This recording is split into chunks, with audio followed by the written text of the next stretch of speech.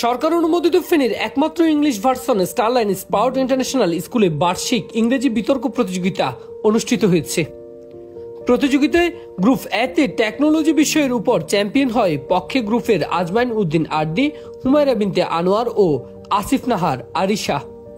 Group বিতে directorship is my mandatory for the development of my কান্ট্রিজের বিষয়ের উপর চ্যাম্পিয়ন হয় বিপক্ষে গ্রুপের সাইমা আক্তার, হাইতাম হানিফ ও মোহাম্মদ আবিদুল্লাহ ফুয়াদ।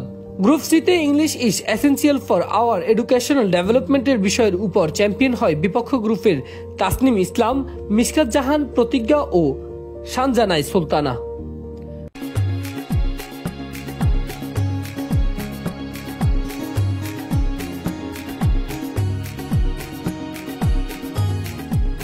বিতর্ক প্রতিযোগিতায় মডারেটর ছিলেন স্টারলাইন স্পাউট ইন্টারন্যাশনাল স্কুলের সহকারী শিক্ষিকা কামরুন নাহার।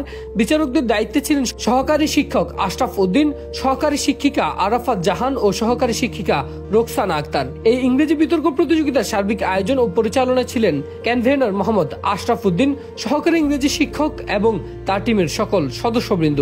এ সময় উপস্থিত ছিলেন স্টারলাইন গ্রুপের পরিচালক মনির চৌধুরী, স্টারলাইন স্পাউট ইন্টারন্যাশনাল স্কুলের প্রিন্সিপাল মোহাম্মদ আব্দুল হালিম ও ভাইস প্রিন্সিপাল জান্নাতুল ফেরদৌস সহ অন্যান্য শিক্ষকবৃন্দ।